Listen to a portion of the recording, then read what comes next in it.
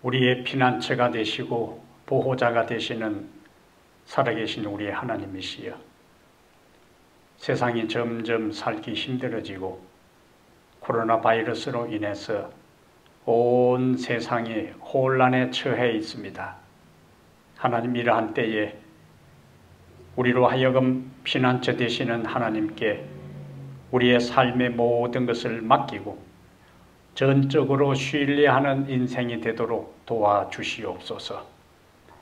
오늘도 이 안식일을 맞이하여 살아계신 하나님 앞에 우리가 예배할 때에 거룩한 영으로 우리의 심령을 정결하게 하시고 뜨겁게 하시며 전적으로 우리의 드리는 예배가 하나님께 영광이 되고 우리에게는 기쁨이 되게 하여 주시옵소서. 시종을 주님께서 주장해 주시옵기를 우리 주 예수님 이름으로 간절히 기도하옵나이다. 아멘.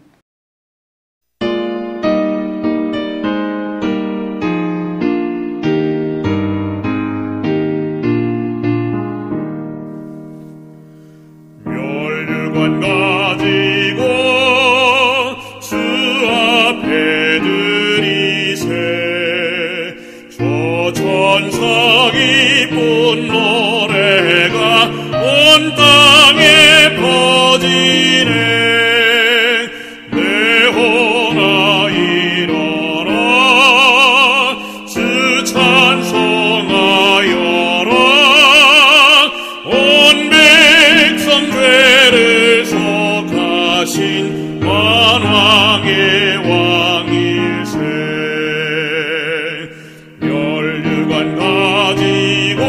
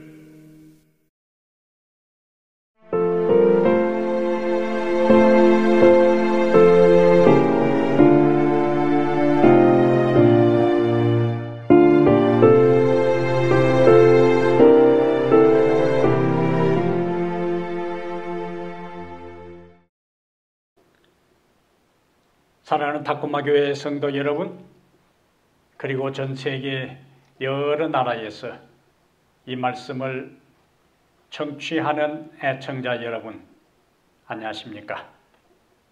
오늘 또 하나님의 말씀을 가지고 여러분과 함께 은혜 받게 됨을 기쁘게 생각합니다. 좋으신 우리 하나님께서 오늘 말씀을 통하여 우리에게 힘을 주시고 용기를 주시고 깨달음을 주시고 은혜 주시기를 중심으로 기원합니다. 오늘 하나님께서 우리에게 주시는 말씀은 요한계시록 1장 7절과 8절입니다. 요한계시록 1장 7절과 8절요. 볼지어다 그가 구름을 타고 오시리라. 각 사람의 눈이 그를 보겠고 그를 찌른 자들도 볼 것이요 땅에 있는 모든 족속이 그로 말미암아 애곡하리니 그러하리라. 아멘. 주 하나님이 이르시되 나는 알파와 오메가라. 이제도 있고 전에도 있었고 장차 올 자요 전능한 자라 하시더라. 아멘. 7절과 8절의 말씀을 함께 봉독을 했습니다. 오늘 요한계시록 1장 7절과 8절을 중심으로 해서 이제 곧 주님을 보리라. 이제 곧 주님을 보리라. 이런 제목으로 하나님의 말씀을 증거하도록 하겠습니다.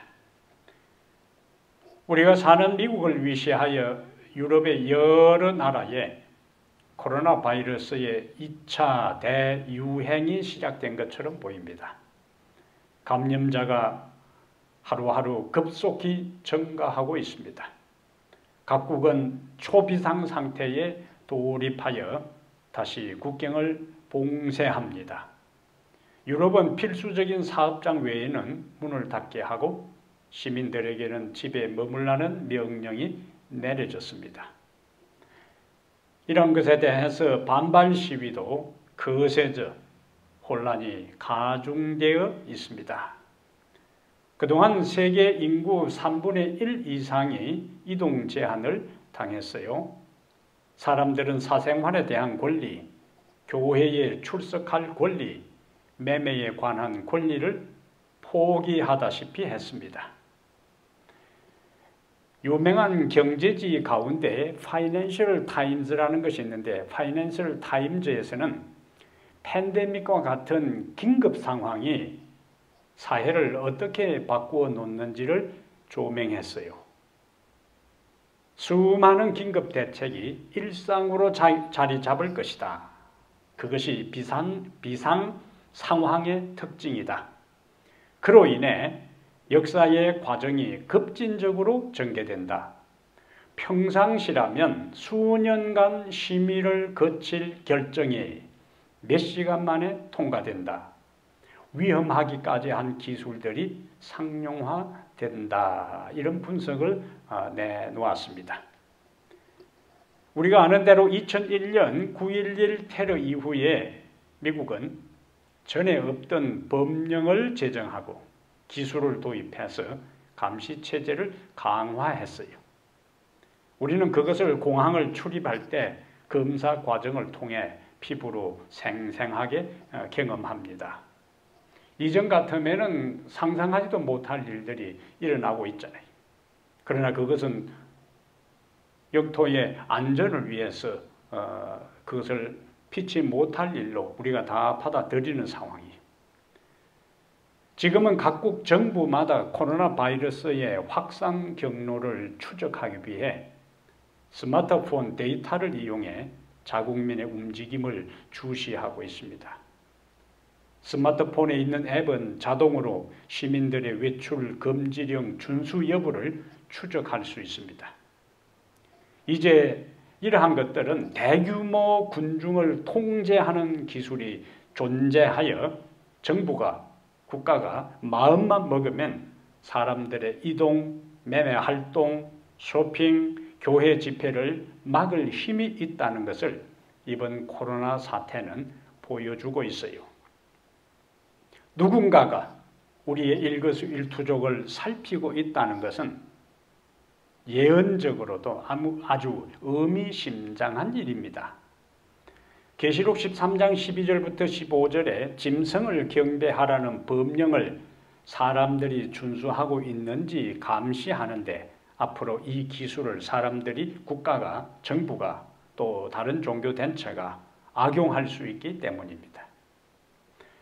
사실 요한계시록 13장에 예언된 법령들을 시행할 수 있는 기술적인 준비는 이미 완성되었다고 볼 수 있어요.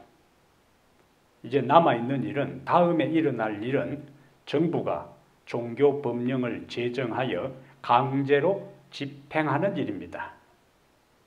그것의 촉매 역할을 하는 것이 지금과 같은 세계적인 전염병일 수도 있고 기후변화로 인한 다양한 형태의 자연재해나 식량 위기가 될 수 있습니다. 그런 일이 닥칠 때에 지금 우리가 경험하고 있는 것보다 더 상상할 수 없는 큰 변화가 우리의 눈앞에서 정신을 차릴 수 없을 정도로 긴박하게 진행될 것입니다. 자, 이러한 시대적 상황은 우리에게 무엇을 말해주는가? 오늘 말씀의 제목처럼 이제 곧 주님을 보리라, 이 말씀의 제목처럼 우리가 주님의 얼굴을 비올 날이 우리에게 가까이 다가오고 있음을 우리에게 징조를 통해서 보여주는 것입니다. 오늘 본문의 7절에 볼지어다 그가 구름을 타고 오시리라, 각 사람의 눈이 그를 보겠고. 첫 번째 우리가 생각할 말씀은 영광스러운 그리스도의 재림입니다. 이제 곧 주님을 보리라 하는 이 주제에서 주님은 오시되 영광스럽게 오실 것이다.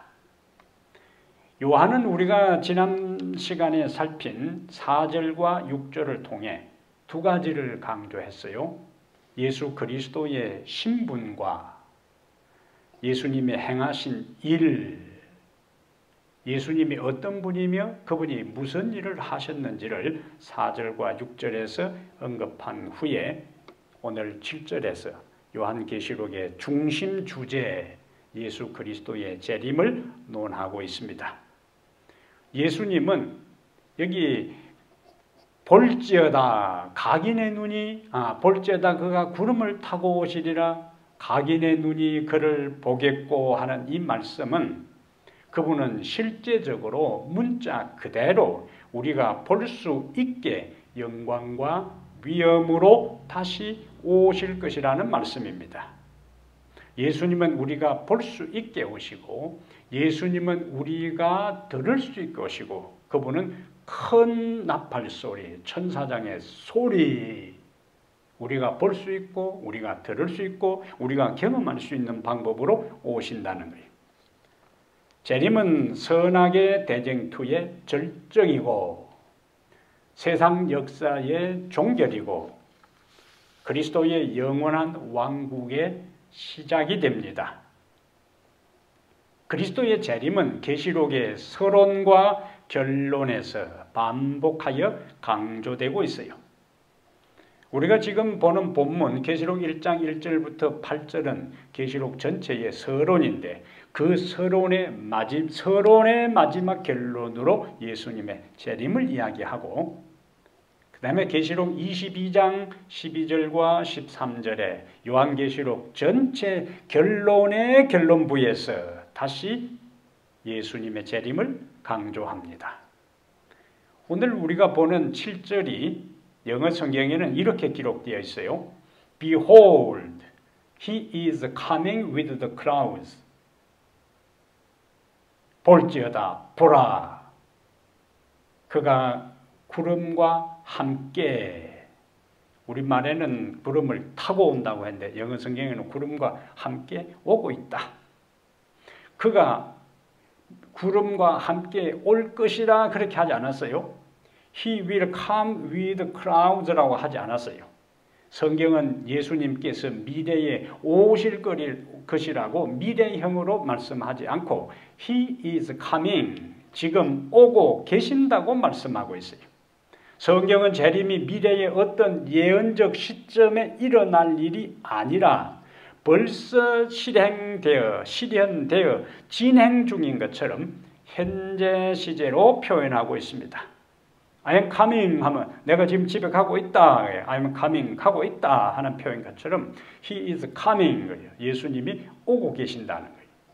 이것은 재림의 확실성을 우리에게 말씀해 주는 거예요. 왜냐하면 7절 마지막에 우리말 성경에 그러하리라 아멘 돼 있는 것이 영어 성경에는 yes, 아멘 그렇게 맞춰요. 이것은 재림이 확실하다는 것을 마지막으로 컨펌하는 것입니다. 그래서 22장 20절에는 다시 결론적으로 강조해요. Yes, I am coming soon. 아멘, come, Lord Jesus. 여기도 다시 I am coming이라고 썼어요. 오고 계신다는 거예요. 지금 벌써. 긴박성과 확실성을 강조합니다. Yes, 아멘 하잖아요. 그러면 그분은 어떻게 오실 것인가? 1장 7절에요. 볼지어다 구름을 타고 오시리라. 여기 구름을 타고 하는 것이 구름과 함께라고 하는 것은 앞에서 보았습니다. 예수님이 가야바 법정에서 신문을 받으실 때에 마태복음 26장 64절에 이렇게 말씀하셨어요. 이후에 인자가 예수님이지요.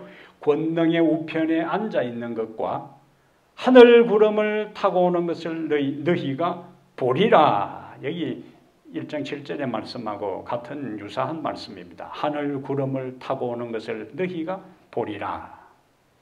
예수님은 구름을 타고 오실 것이고 우리는 데살로니가 전서 4장 17절에 있는 말씀처럼 구름 속으로 끌어올려 공중에서 주를 영접하게 하시리니 그리하여 우리가 항상 주와 함께 있으리라. 그렇게 말씀했습니다.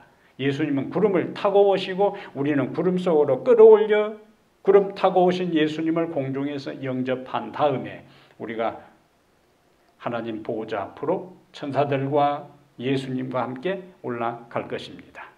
그렇다면 우리가 던질 질문은 구름을 타고 오신다는 것의 실제적인 의미는 무엇일까 하는 것입니다. 손오공이 우리가 서유기를 읽어보면은 손오공이 근두운이라는 구름을 타고 마음대로 이제 신속하게 다른 지역으로 이동하는 것이 나오는데 예수님이 손오공처럼 구름을 그렇게 타고 오신다는 것일까? 그러면 다른 의미가 있다면 그 다른 의미는 무엇일까? 어떻게 그 의미를 우리가 찾을 수 있을까? 하는 것을 염두에 두고 성경을 보겠습니다. 자, 우리가 지금 머리에 염두에 둬야 될 것은 구름을 타고 오신다는 것의 실제적인 의미가 무엇인가 하는 것을 성경적으로 살펴보는 겁니다. 자, 제가 이제 몇 성경절을 찾겠어요. 그것을 여러분들이 들으면서 의미를 한번 추리를 해보시기를 바랍니다. 출애굽기 16장 10절에 출애굽기 16장 10절에 그들이 광야를 바라보니 여호와의 영광이 구름 속에 나타나더라. 자, 여호와의 영광이 어디에 나타났습니까? 구름 속에 나타나더라. 다시 출애굽기 24장 16절에 출애굽기 24장 16절에 여호와의 영광이 또 나오죠. 시나산 위에 머무르고 구름이 자 여호와의 영광이 나왔고 구름이 엿새 동안 산을 가리더니 일곱째 날에 여호와께서 구름 가운데서 모세를 부르시니라. 여호와께서 어디 계셨어요? 구름 가운데. 자, 영광이 시내산에 머물렀고 구름이 엿새 동안 산을 가렸고 일곱째 날에 여호와께서 구름 가운데서 모세를 불렀다. 역대하 5장 13절에요. 역대하 5장 13절에는 나팔 부는 자와 노래하는 자들이 일제히 소리를 내어 여호와를 찬송하며 이르되. 자, 찬양대가 오케스트라 찬양대가 하나님을 큰 소리로 찬양하는데 선하시도다 그의 자비하심이 영원히 또다 하매. 그 다음 말을 이제 주목해야 돼요. 그때에 여호와의 전에 구름이 가득한지라. 자, 하나님을 향한 찬양이 있을 때에 여호와의 전에 구름이 가득했다 했는데 자, 여기는 여호와의 전, 하나님의 성전에 구름이 가득했어요. 이어지는 성경절 역대하 5장 14절에 제사장들이 그 구름으로 말미암아 능히 서서 섬기지 못하였으니, 여기까지 끝났으면 이상한 거예요. 구름 때문에 왜 압도당하고 두려움을 느끼고 그 앞에서 섬기지 못했을까? 뒤에 설명이 나옵니다. 제사장들이 그 구름으로 말미암아 능히 서서 섬기지 못하였으니, 이유는 여호와의 영광이 하나님의 전에 가득함이었더라. 13절에는 여호와의 전에 구름이 가득했다 그랬고, 14절에는 그 구름으로 말미암아 능히 섬기지 못했는데 여호와의 영광이 하나님의 전에 가득했다. 자, 어느 정도 이제 정리가 되세요? 구름. 구약의 구름이라는 이미지는 항상 뭐하고 연결되는가? 하나님의 임재, 하나님의 현현, 하나님이 초자연적으로 임재하고 나타나는 것을 신앙용어로 현현이라 하는데, 성전에 제사장들이 섬기지 못한 것은 구름이 가득했다고 했는데 영광이 가득했다고, 그 다음에 출애굽기 16장과 24절에 여호와의 영광이 구름 속에 나타났고, 그 다음에 구름 가운데서 모세를 불렀어요. 뭘 의미하는가? 성경 안에서 구름은 하나님의 임재와 신적 현현의 상징으로 사용되고 있는 것을 알 수가 있습니다. 그러므로 주님이 구름을 타고 오신다 하는 것은 실제적인 구름이 그 예수님의 재림하실 때에 그 영광이 주변을 구름이 둘러싸고 있는 것도 볼 수가 있지만은 하나님의 임재와 영광에 둘러싸여 오시는 것을 의미합니다. 물론 여기서 좀 더 우리가 이해의 폭을 확장시키면은 하나님의 천사들의 옹의 속에 오는 것을 구름을 타고 오신다고 했을 수도 있고, 하나님의 임재와 영광으로 둘러싸여 오신 것을 구름 타고 오는 것으로 설명을 한 것입니다. 우리가 이제 종종 비행기를 타고 여행할 때 비행기 창문 밖으로 내다보면요, 구름 위로 비행기가 날아가잖아요. 신비로운 경험입니다.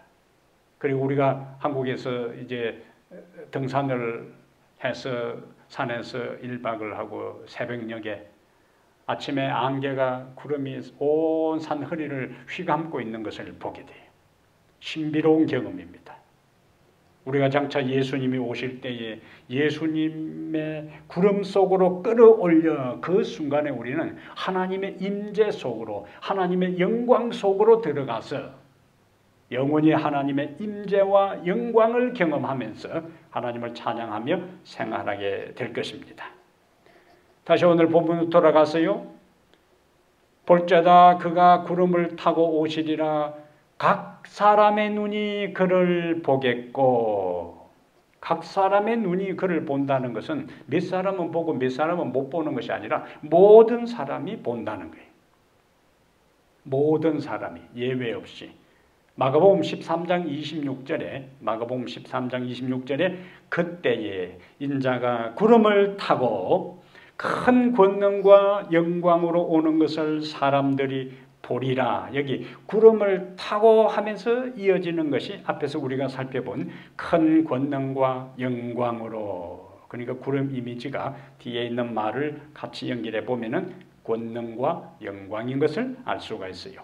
그렇게 하는 것을 사람들이 보리라 그렇게 했습니다.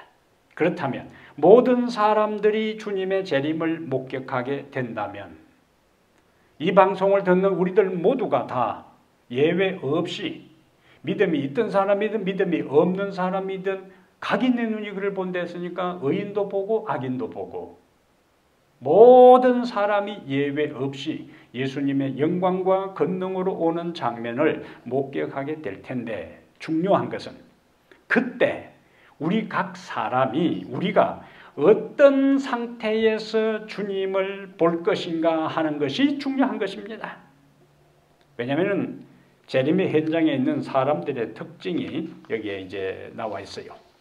자, 각 사람의 눈이 그를 보겠고 그를 찌른 자들도 볼 것이요 땅에 있는 모든 족속이 그로 말미암아 애곡하리니.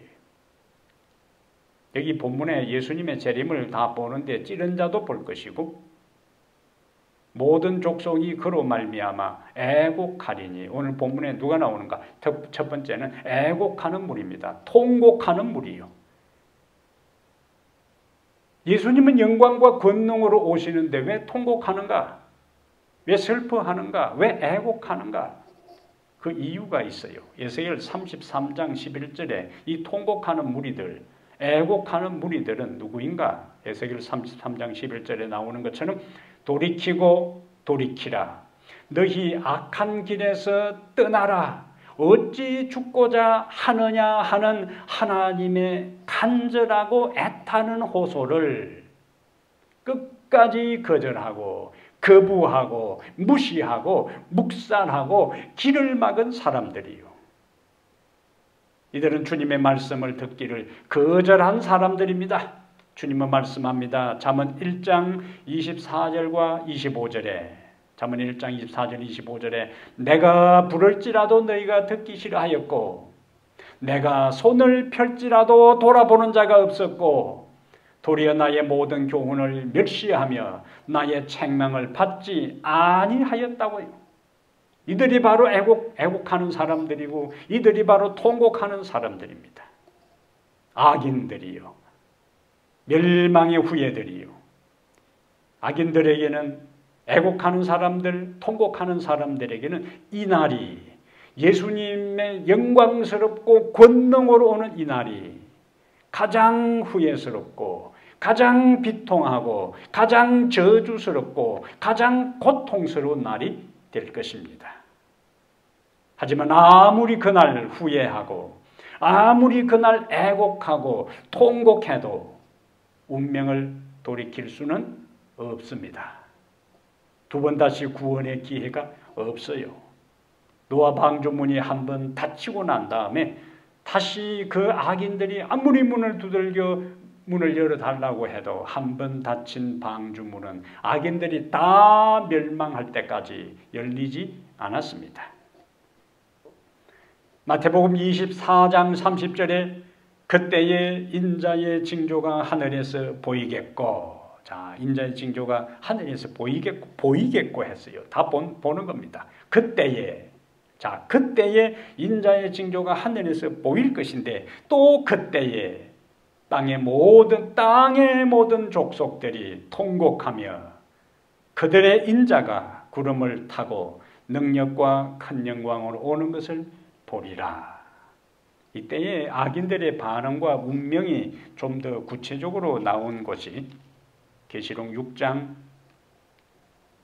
14절부터 17절까지입니다. 계시록 6장 14절부터 17절에 하늘은 두루마리가 말리는 것 같이 떠나가고 각 산과 섬이 제자리에서 옮겨짐에 땅의 임금들과 왕족들과 장군들과 부자들과 강한 자들과 모든 종과 자유인이 굴과 산들의 바위 틈에 숨어 산들과 바위에게 말하되 우리 위에 떨어져 보좌에 앉으신 이의 얼굴에서와 그 어린 양의 진노에서 우리를 가리라.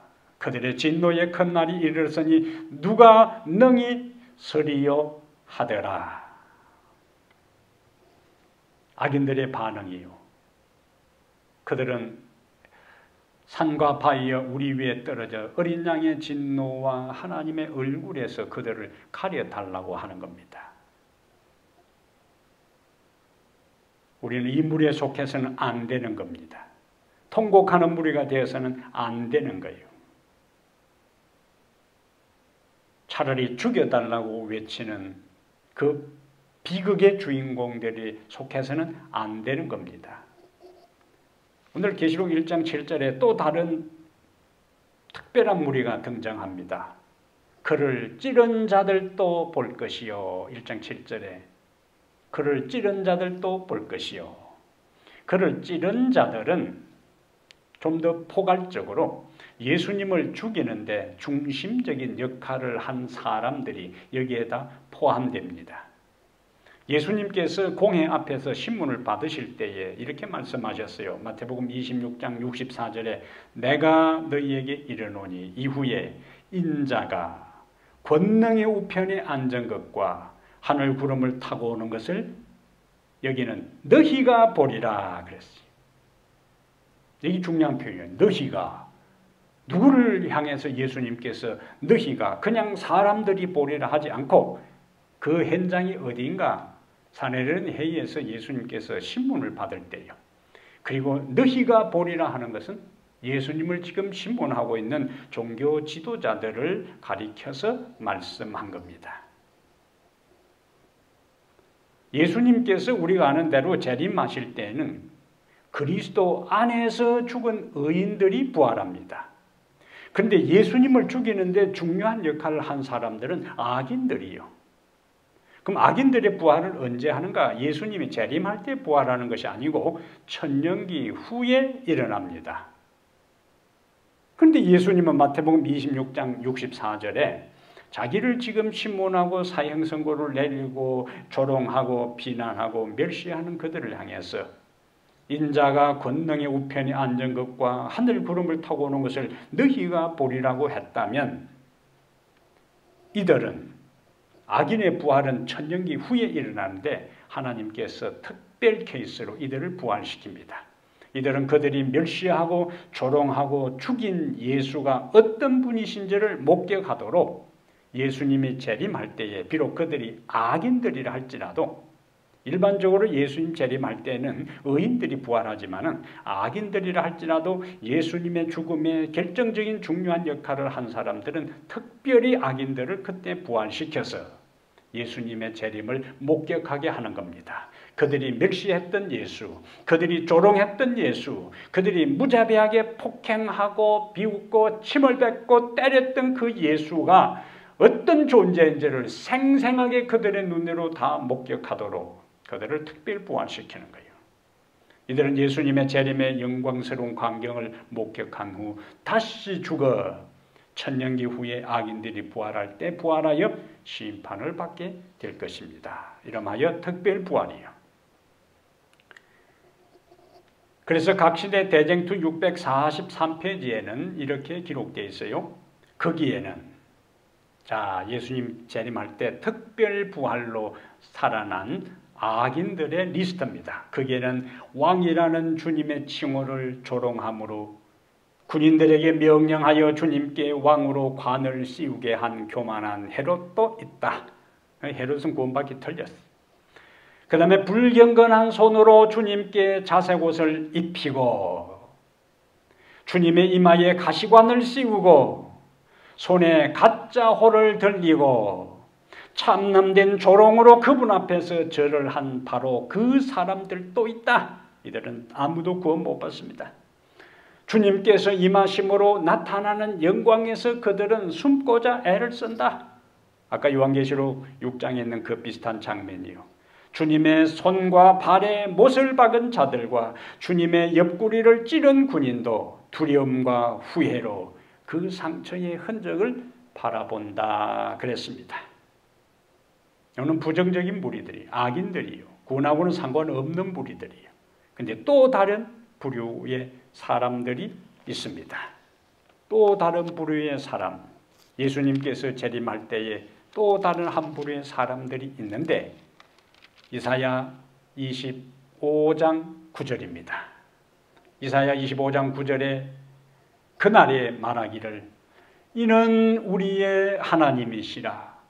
우리가 그를 기다렸으니 그가 우리를 구원하시리로다. 이는 여호와시라. 우리가 그를 기다렸으니 우리는 그의 구원을 기뻐하며 즐거워하리라 할 것이며 아멘. 이들의 특징이 나와 있어요. 우리가 그를 기다렸으니 우리가 그를 기다렸으니 반복해서 나오잖아요. 긍정적인 무리들이 예수님의 재림을 기다린 사람들, 그들은 예수님의 구원을 경험하게 될 것입니다. 예수님의 재림을 기다린 사람들, 그들은 그 구원을 기뻐할 것입니다. 예수님의 재림을 기다린 사람들, 그들은 구원받아 즐거워하게 될 것입니다. 그러나 예수님의 재림을 기다리지 않고 무관심하게 여기고 진리 안에 살지 않고 빗나간 인생을 산 사람들은 그들은 기다리지 않은 결과로 구원을 경험하지 못하고 멸망의 자리에 있기 때문에 심히 통곡하고 이를 갈고 후회하는 무리에 속하게 될 것입니다. 그러면 여러분, 우리는 어느 부류에 속해야 할까요? 주님을 기다리고 구원을 경험하는 무리에 속하게 되기를 바랍니다. 주님을 기다리고 구원을 경험하여 기뻐하며 즐거워하는 무리에 속하게 되기를 축복합니다. 다시 오늘 본문으로 가세요. 요한계시록 1장 8절에 또 상당히 중요한 말씀이 있습니다. 요한계시록 1장 8절에 주 하나님이 이르시되 나는 알파와 오메가라. 이제도 있고 전에도 있었고 장차 올 자요 전능한 자라 하시더라. 이 8절의 말씀이 4절에 요한은 아시아에 있는 7 교회에 편지하노니 이제도 계시고 전에도 계셨고 장차 오실 이와 나오잖아요. 그 4절 상단부에 있는 말씀이 8절에 좀 더 자세하게 나오는 거예요. 주 하나님이 이르시되 나는 알파와 오메가라. 이제도 있고 전에도 있었고. 자, 앞에 있는 말씀의 표현의 논리적 연장선에서 본다면은 이제도 있고 전에도 있었고 앞으로도 계실 이렇게 돼야 되는데 장차 올 자요 전능한 자라 이렇게 표현합니다. 8절에 하나님은 어떤 분이신가? 알파와 오메가라 그랬어요. 알파는 헬라어 첫 글자요, 오메가는 마지막입니다. 영어의 A, Z, 한국의 기역, 그 다음에 히읗에 해당되는 거예요. 처음 알파와 오메가요, 처음과 나중이요, 시작과 끝이라. 이것은 역사를 시작하신 분도 하나님이시라는 말씀이에요. 역사를 시작하시는 분이 하나님이신 것처럼 역사를 마치는 분도 하나님이시라는 거예요. 모든 역사를 시작하신 분이 하나님이시고 역사를 끝내시는 분이 하나님이시기 때문에 계시록은 단순히 인간 역사의 미래에 대한 정보를 제공하는 책이 아니라 전능한 하나님, 장차 올 분이 누구냐? 역사를 끝낼 그분이 전능한 자라. 미래를 붙드시는 영원한 전능하신 하나님이 우리 앞길에 어떤 일이 일어난다 할지라도, 역사의 흐름 속에서 수많은 사건이 일어난다 할지라도 그 모든 것을 지배하고 컨트롤하고 다스리고 통치하시는 분이 누구신가? 알파와 오메가가 되시고 이제도 있고 전에도 있었고 장차 올 자요 전능하신 그분이 역사를 주장하시고 우리 인생을 주도하시고 세상을 다스리시고 세상에 일어나는 모든 일이 그분의 장중 손 안에서 이루어진다는 것을 말씀하고 있습니다. 그런데 오늘 본문 8절에는 이 하나님이 오신다고 말씀했어요. 하나님이 오신다. 우리가 처음 듣는 이야기지. 예수님께서 오신다, 재림한다는 말씀은 들었는데 하나님이 오신다고요. 언제 오시는가?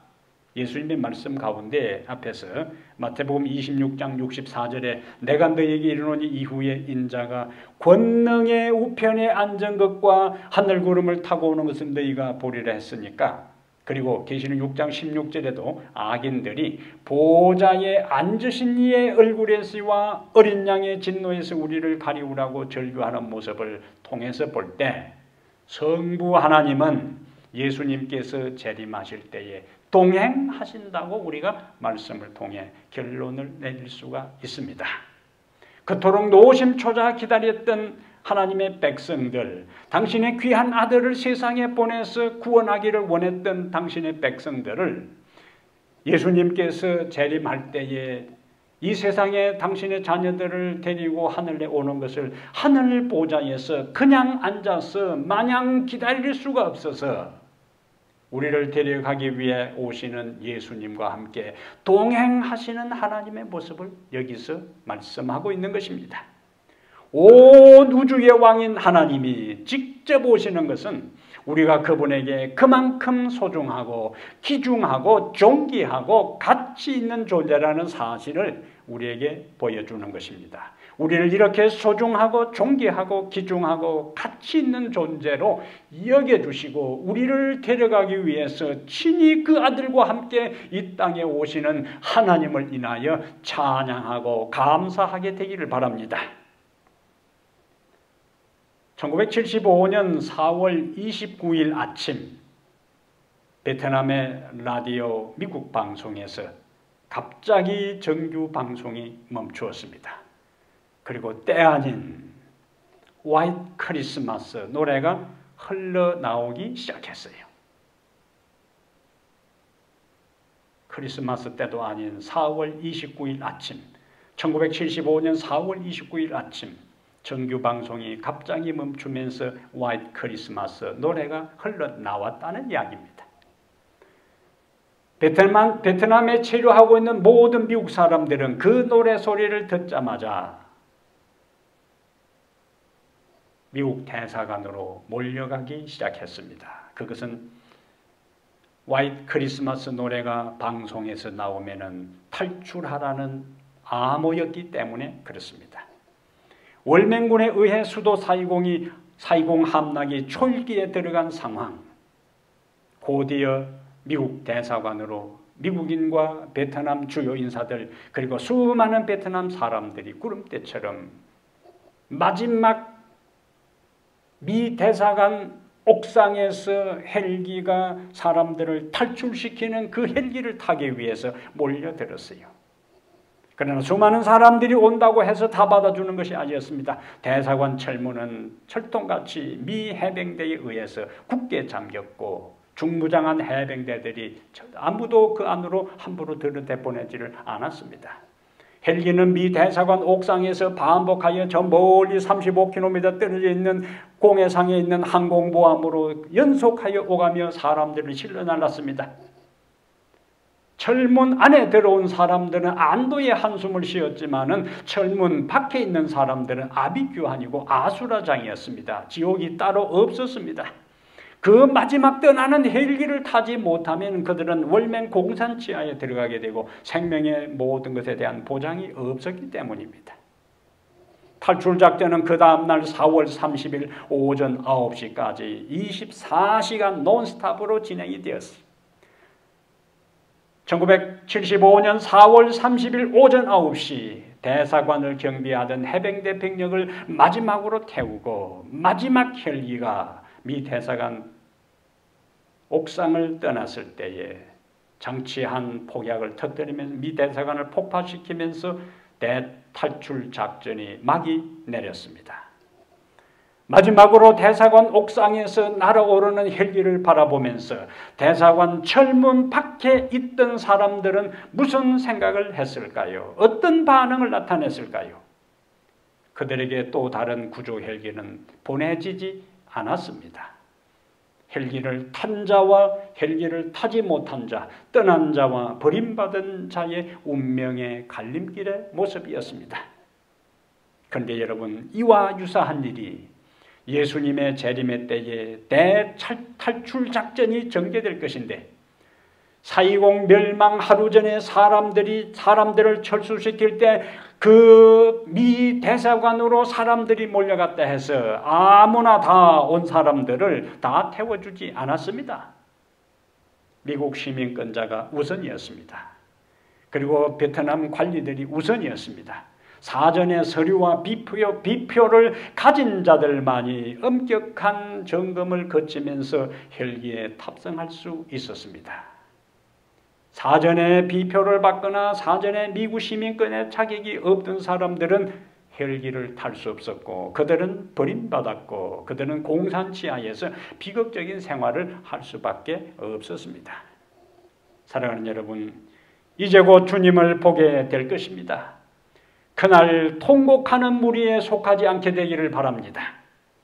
지금 그리스도 안에서 신실한 사람들은 하나님께서 우리에게 하늘의 시민권을 주실 것이고 그날 우리 모두 구원을 받아 구름 수레를 타고 하늘에 가게 될 것입니다. 지금 하늘을 사모하고 그분을 그리워하고 구원의 확신을 갖고 하루하루 그분의 가르침을 따라가는 사람들은 주님이 그러한 사람들을 선별해서 그분과 함께 시간을 보내고 믿음의 길을 사는 우리를 그분이 오실 때에 선택하고 우리의 이름을 호명하고 하늘로 데려갈 것입니다. 그날 이름을 부르지 않은 사람은 어느 누구도 예배 없이 하늘 수레를 탈 수가 없을 것입니다. 버림받을 거예요. 그리고 멸망당하는 겁니다. 그러므로 여러분, 아직도 하나님의 음성이 들릴 때, 아직도 구원의 문이 열려 있을 때에, 아직도 하나님께서 우리에게 호소할 때에 반응하게 되기를 바랍니다. 굴복하게 되기를 바랍니다. 그 말씀을 따라 살게 되기를 바랍니다. 그러면 하나님께서 우리를 부르실 때 우리의 이름을 부르시고 구원의 자리에 있게 할 것입니다.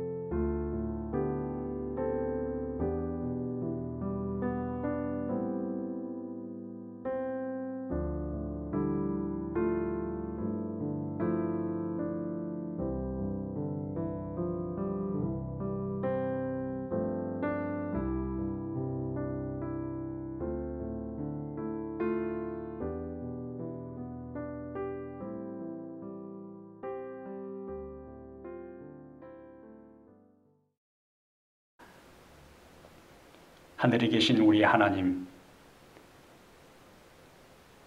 주님이 이 세상에 곧 오실 때에 우리 모두는 구원받는 무리에 속하기를 원합니다.